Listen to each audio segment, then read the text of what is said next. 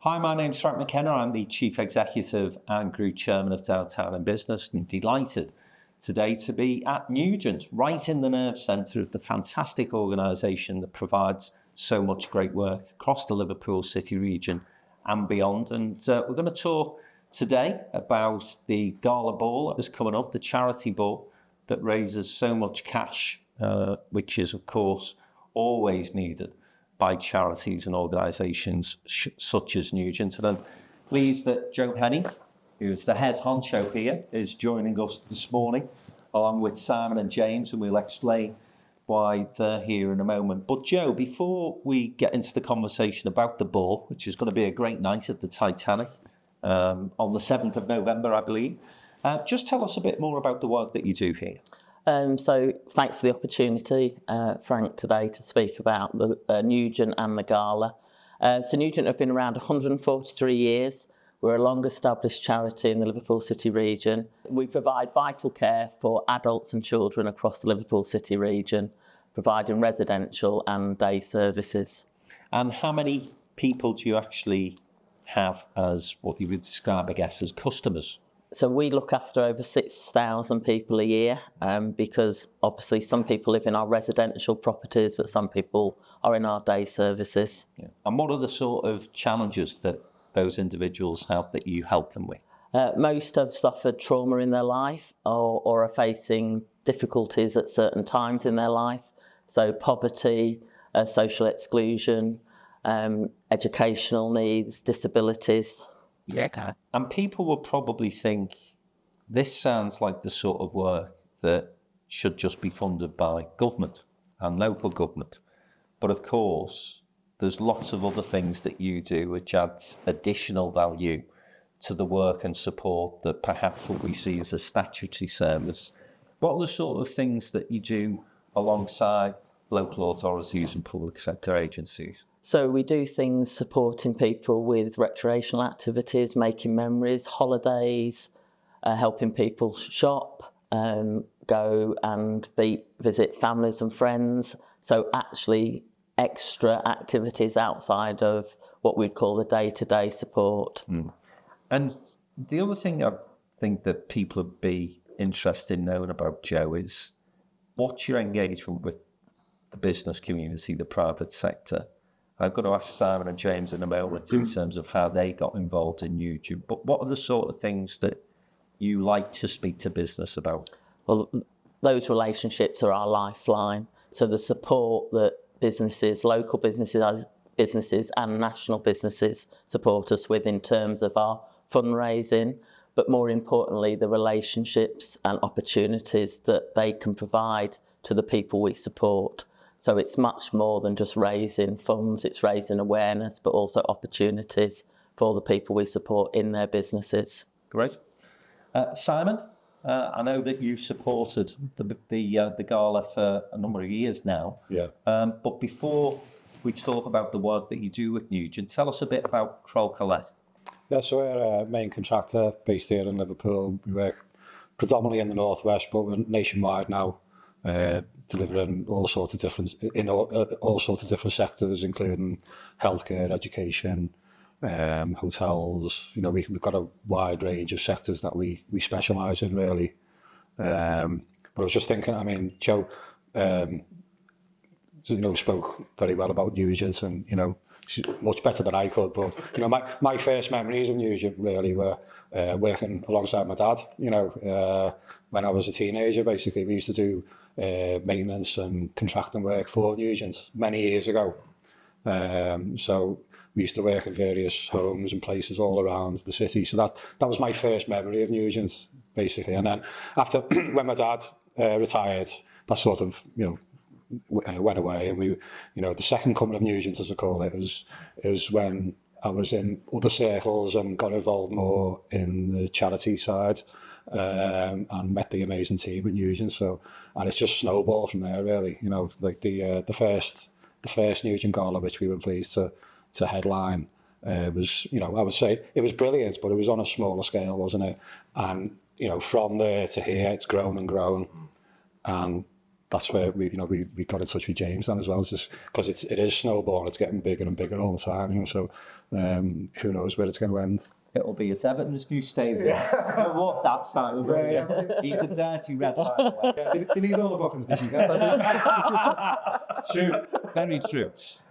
Just let me stick with this point, though, Simon, about your relationship with Nugent, because I think often the business community, and particularly actually the property gap, is often seen as, oh, these guys just want to make a load of cash. And my experience is very much the opposite of that. It's people who are wanting to get really engaged as stakeholders with the people who work alongside and put back into the community. And both on a personal level, in terms of some of the challenges that you do, which are nuts, by the way, and also in terms of the work that you do with Nugent. You know, Krol are really mindful of putting stuff back into the community. I think, yeah, for me personally, when I took the business from my dad and we started like trying to put our own imprint onto it, the ethos is definitely, obviously, you know, we are running a business and we have to turn a profit, but, you know, why can't we partner up with different organisations and deliver stuff in the community whilst, you know, running a successful business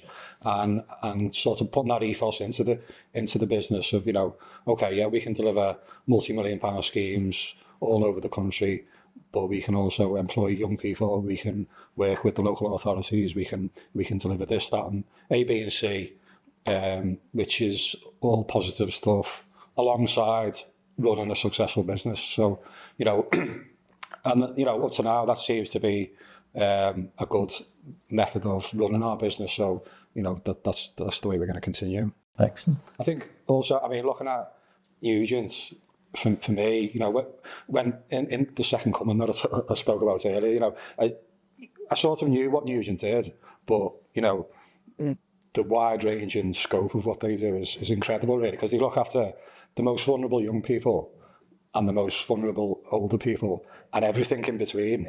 And it's just, it's mind-blowing, really, what they do. So, yeah. Yeah, great. James, same question to you, I suppose. Butterworth Spengler, well-known brand in the Liverpool City region and beyond, of course, but just tell us a bit about what the business does. Okay, so our business, we're commercial insurance brokers. So essentially, we help the commercial world, with the commercial client base in the Liverpool City region, buy insurance, protect their assets, and enable them to have claims paid when insurance is ultimately needed. In addition to that, we have a health and safety element of the business, which provides consultancy, which again is risk-based advice, and training services, such as IOSH and NEBOSH, so we and first aid. So we do quite a bit in our hub there in Liverpool. Do you operate across the country, James? The majority of our focus is in the Liverpool City region, and I would say it's certainly, you know, over 95% of our clients would be northwest based. We do belong we are part of a larger group which has a wider geographical spread, so we can service clients through different offices that we have links with in the UK. Okay, and I suppose same question to you in a sense. How did you get involved with Nugent? It started really by having fun, because Phil Thompson, when he was patron of Nugent, invited us to participate in the golf day, but over 10 years ago now, I guess. And what started with us taking clients to play golf, then almost became the clients taking teams in that golf day themselves. So we were adding to the numbers, providing prizes, hole-in-one insurance for that day, and then you get to know the people, and then once you get to know the people and you meet Joe and Ainsley, and you know Ainsley did a presentation to our team in Liverpool, and you know we had staff who could not believe that certain young kids in our region go to school without being fed. So very much alleviating food poverty was one of the key strands for us where we want to become involved. and we're working on a few different projects really to support Nugent with that. But I suppose that flowed then into the earlier part of this year when, again, Simon sponsored the sleepover. You know, I participated in the sleepover because I believe, again, homelessness in our region is also a problem. So when you hear Nugent are also working on that with something which I don't know if it's published yet, but I know that that's something which the charity are again looking to try and help and support. So all of that just fits in with our team over there in Liverpool, and they feel as passionately about it as what I do. Did you have to pay out on that insurance? In what? In all the times that we've arranged that insurance, not just for Nugent, there's never been a payout. There's been plenty of offers of we could go halves on this, but there's never been a payout yet. Well, Simon's going to be, that's his ambition. That's it, hole in one. next year. So tell me a bit about the night then, because, you know, again, a lot of people now get invited to all sorts of stuff, particularly post-pandemic. There's a real appetite, isn't there, for people getting out and about again. I'm hoping to come along this year for the first time, but I believe it's a great night, Simon. Yeah, it's great. I mean, a lot of the events that we go to, because we're all sort of in the same circles, aren't we? And, you know, some of them, you know, there's no awards attached to it or anything like that. It's very much a party kind of atmosphere, isn't it? You know, it's a celebration of everything Nugent, and you know, it's you know, as we're getting into the Christmas period, it's all near enough. So it's very much like let your hair down, enjoy the evening, but there's a strong message there. There's some really good videos, and there's, you know, messages that, you know, we will look at, and we'll do a bit of fundraising alongside it, obviously, because which is the serious bit, but it's all done in fun. Yeah. And enjoyment. Yeah, so it's a really good night. Yeah. You've been before, James, obviously. Absolutely, yeah. From right from the outset, I think we started with making a commitment on Gala 1 that we would take 3 tables. This year it's 6. Next year it'll be 9, and we'll just keep asking our clients to support the charity that means so much to our region. And you've had to move because James keeps taking more tables, Simon keeps taking more tables. You're at the Titanic this year, which is a fabulous facility, a big old facility though. So with the excitement, I'm sure there's a bit of trepidation among your team as well in terms of putting a great night on for people. Absolutely, and I think having that message that it is a good night out from 9:30, the band are on, the dance floor's full. Over the 3 years we've run the event, that message has remained, and we're focused on that. You know, I'm determined that the music starts at 9:30. And that has meant that people, as Simon said, are coming there for their Christmas night out, bringing their staff teams there, because we have an amount of entertainment. So we've got a 9-piece band, we've got some singers, we've got some experiences. This year's theme is making memories. So we've got a carnival atmosphere there. So we've got a number of things to make it a good night out, as well as raising awareness for Nugent. And I suppose just to sort of talk about, we are focused on 4 themes in Nugent in the forthcoming year and the strategic plan going forward, which is accommodation, employability, poverty in its widest sense, as James has spoken about. And this year's theme for the gala is making memories, because we have all got memories through our life that we're able to talk about that shape who we are today. And we want to provide those memorable experiences for the people we support in this region. So this year's theme is making memories. Oh, absolutely fantastic. How much did we raise last year? Can you remember? 20? 20, yes. I think it's just over 20. So we'd like to try and improve on that, obviously. Yeah. But I think based on the numbers, we're feeling pretty confident, aren't we? Absolutely. So, yeah. And I think our entertainment, we make sure that it is a quality evening. Yeah. And in terms of, I know there's some tables available, but not many. No. But presumably you do sort of charity raffle auctions, so people wanted to donate prizes? Yeah, there's a number of prizes, and obviously more prizes are always, we've got a raffle and an auction. We've got football events at both Liverpool and Everton. You get to play. And United, yeah. Well, I mean, for Everton, an anonymous donor who has done hospitality for the last derby at Goodison Park. So there is a prize for that. There's some Liverpool prizes, Manchester United. So there's auctions, there's raffles. There's, because it's memorable experiences, there's some stalls that you would have seen at fairs when we were young. So there is opportunities to support those events. But yeah, any raffle prizes or auction prizes would always be gratefully received. Yeah, I'm sure it's going to be a great night. Just final word to you, Sam, and you, James, in terms of your involvement as businesses with the event and with Nugent more widely. What do you think the biggest sort of benefit to you as a company with? I'll start with you, Jay.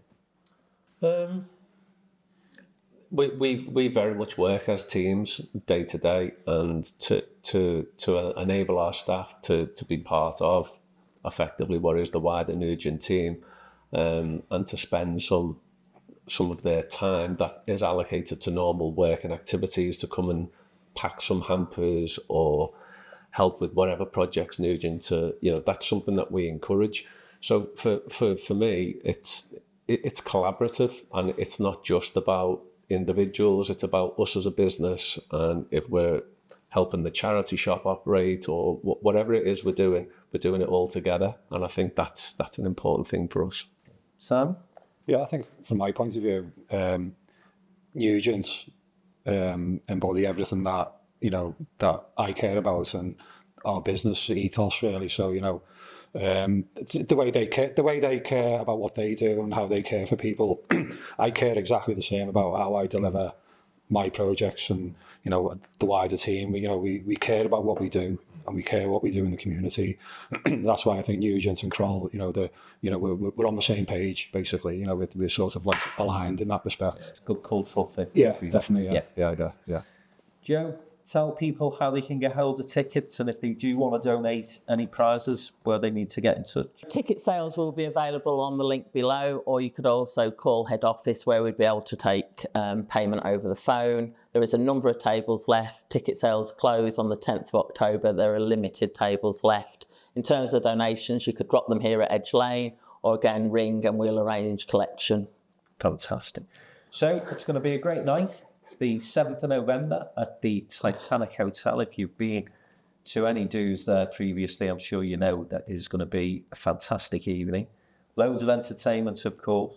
If that 7th of November date doesn't suit, though, but you are interested in getting engaged and involved with Nugent, then please get in touch with Joe or one of the team here, or indeed contact us at Downtown in Business, and we will facilitate the introduction. So that's it from us, the Downtown Den. It's been great to meet James, Simon and Joe, and I look forward to seeing you on the 7th of November.